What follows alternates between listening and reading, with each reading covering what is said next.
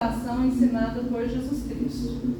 Ele a ensinou por 2 vezes e foi em momentos diferentes, foram em contextos distintos. Ela é conhecida tradicionalmente por oração do Pai Nosso, mas também se conhece por oração do Senhor, oração modelo ou oração dos discípulos. Ela nos foi ensinada em Mateus e em Lucas. A primeira vez que Jesus falou do Pai Nosso, ele estava no Monte das Oliveiras, diante de uma grande multidão de discípulos.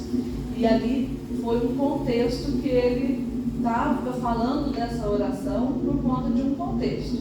E a segunda vez, ele estava apenas com um grupo pequeno de apóstolos, e foram os próprios apóstolos que pediram a ele para que os ensinasse a orar. Então ele fez essa oração por 2 vezes, em momentos diferentes e por motivos diferentes. Essa oração é a mais conhecida em todo o mundo. Até mesmo quem não é cristão já ouviu falar dessa oração. Eu acho que é a primeira oração que os pais ensinam, né, para todos os filhos, independente da religião, acaba que o Pai Nosso é a primeira oração que as crianças aprendem. É uma oração curta, com menos de 70 palavras. No Didaquê, que é o ensino feito pelos apóstolos, era recomendada essa oração nos cultos e no dia a dia, que fosse orada 3 vezes ao dia. Então, assim, lá naquela época, né, o Didaquê, que era esse ensino que eles faziam, os cultos tinham que ter o Pai Nosso. Não existia culto se não tivesse a oração do Pai Nosso. Ela era determinante, era uma lei. E no dia a dia, as pessoas tinham que orar o Pai Nosso por 3 vezes. Essa oração é conhecida por oração do Pai Nosso, mas a Bíblia não a registra assim. No primeiro momento em que Jesus a ensinou, ele estava ensinando aos discípulos as coisas concernentes ao reino de Deus. E uma delas é a oração. Em Mateus, capítulo 6, verso 1, Jesus ali estava combatendo o perigo de fazermos boas ações e termos ações religiosas com motivação errada. Vamos ler lá. Tenham cuidado de não praticar as suas obras de justiça diante dos outros para serem vistos por eles. Se fizerem isso, não terão nenhuma recompensa do seu Pai que está nos céus. Então aqui, quando Jesus fez essa oração pela primeira vez, que ele ensinou essa oração pela primeira vez, ele estava repreendendo os religiosos da época, porque eles tinham aquela necessidade de orar, de jejuar, mas era para mostrar, né, de fazer boas obras, mas não era para glorificar o Pai, era para eles, era para que eles fossem reconhecidos. Para os judeus, tinham 3 coisas que eram pilar para uma vida santa, que era dar esmola, fazer jejum e fazer a oração. Se ao fazer isso, o que você busca é o elogio e reconhecimento, perde-se a real intenção. Orar para mostrar que é espiritual, essa é a real intenção. Então, você tem que orar para se ligar ao Pai, para glorificar o Pai, não para glorificar a si mesmo. Neste primeiro momento, Jesus estava ensinando a oração num contexto religioso a pessoas que ficavam horas orando, mas não para a exaltação do Senhor, mas para a exaltação própria. Então, o primeiro contexto nada mais é isso, é meio que uma repreensão de Jesus aos religiosos da época que não oravam para glorificar a Deus e sim a si próprio. No segundo momento, a gente vai achar lá em Lucas 11, de 1 a 4. Certo dia, Jesus estava orando em determinado lugar. Tendo determinado, um dos seus discípulos lhe disse, Senhor, ensina-nos a orar como João ensinou os discípulos dele. Esse João é João Batista, que na época também ensinava os discípulos como deveriam orar, né? Ele lhes disse, quando vocês orarem, digam, Pai, santificado seja o teu nome, venha o teu reino. Dá-nos o pão nosso de cada dia. perdoa os nossos pecados, pois também perdoamos todos os que nos ofendem, e não nos deixes cair em tentação. Então, Jesus, ele repete a mesma oração que ele fez lá nos Montes das Oliveiras. Quando os discípulos pedem para Jesus que ensinassem a orar, então aqui a gente pode ver que é a mesma oração, mas com contexto diferente. Vamos analisar então as petições da oração. Então, o primeiro momento, que é a introdução, o que é o Pai Nosso, né? Que foi uma oração, foi Jesus ensinando os discípulos a orar, e também, no primeiro momento, foi Jesus repreendendo os religiosos da época. E agora a gente vai dar entrada aqui, vamos começar a analisar as petições da oração. Nela, o Pai Nosso contém, como eu disse, uma introdução e 6 petições. E nessas petições tem todo o nosso dever, tanto para com Deus quanto para com os homens. Então, se a gente seguir certinho o que fala o Pai Nosso, se a gente analisar, vai ter tanto que a gente deve fazer, né? Como a gente deve agir, como a gente deve se portar perante a Deus, para com Ele, nosso Pai, e também com os nossos irmãos. O Pai Nosso é dividido em 2 partes e uma conclusão.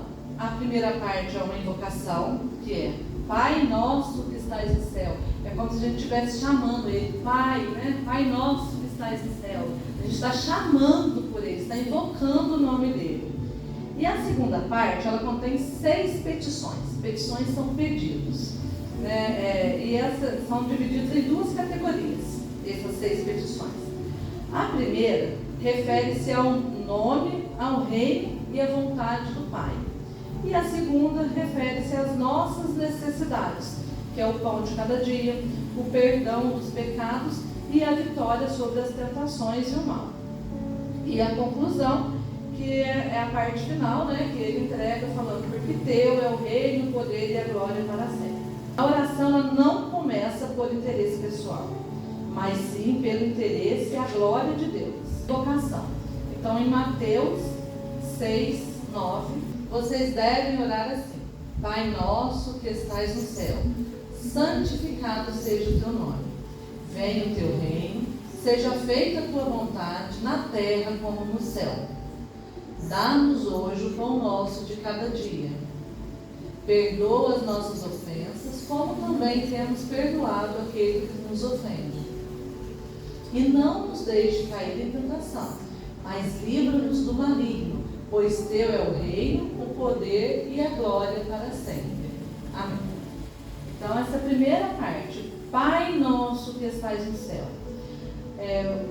aproximarmos de Deus sempre, e lembrando de trazer no coração quem é o nosso Deus. Além dele ser soberano Senhor, Ele é o nosso Pai. Nunca devemos nos aproximar de Deus sem trazer isso à nossa memória, que Ele é santo, justo e verdadeiro. Mas acima disso, Ele é o nosso Pai. Pai nosso que estás no céu.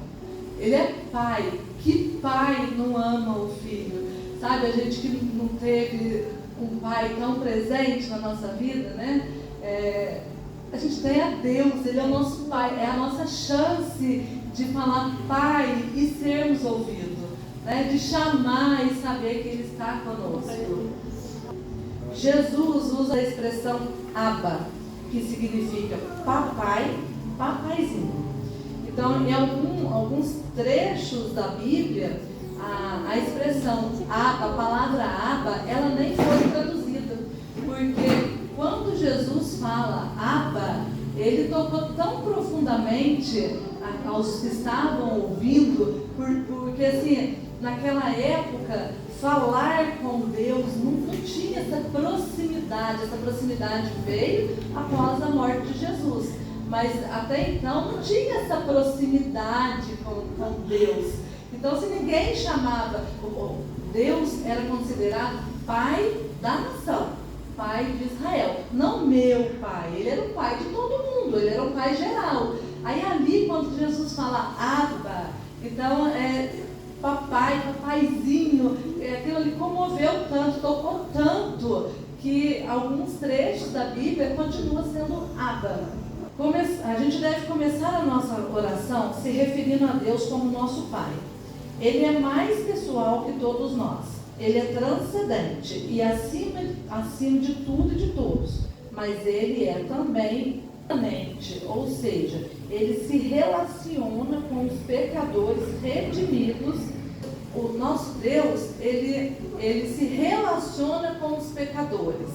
Mas para que Ele se relacione com os pecadores, tem que haver arrependimento. Os pecadores têm que estar redimidos, eles têm que ter noção de que estão pecando contra os ensinamentos de Deus, contra o Pai, contra Jesus Cristo. Tem que ser aquelas pessoas que já reconheceram Jesus, porque santo, perfeito, nós não somos. Nós estamos buscando a perfeição e a santificação. Mas Deus, Ele se relaciona conosco porque a gente se redime, a gente confessa, a gente tem ciência do nosso erro e busca cada dia mais, por mais que seja difícil, mas a gente tenta buscar, a gente busca a perfeição, busca a santificação. Deus não é Pai de todos no sentido salvífico, que é o que eu acabei de falar. Ele não vai salvar todos, Ele é Pai de todos no sentido criacional. Então, assim, foi Deus que criou todo mundo, isso aí não tem dúvida. Ele é Pai salvífico apenas daqueles que creem em seu Filho unigênito Jesus Cristo.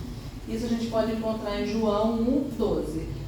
Só pode orar o Pai Nosso verdadeiramente quem for filho dele. Orar o Pai Nosso todo mundo ora, mas de coração, entendendo o que está falando e realmente chamando por ele e fazendo, é só quem for filho dele. E para ser filho dele, tem que ser redimido e crer em Jesus Cristo.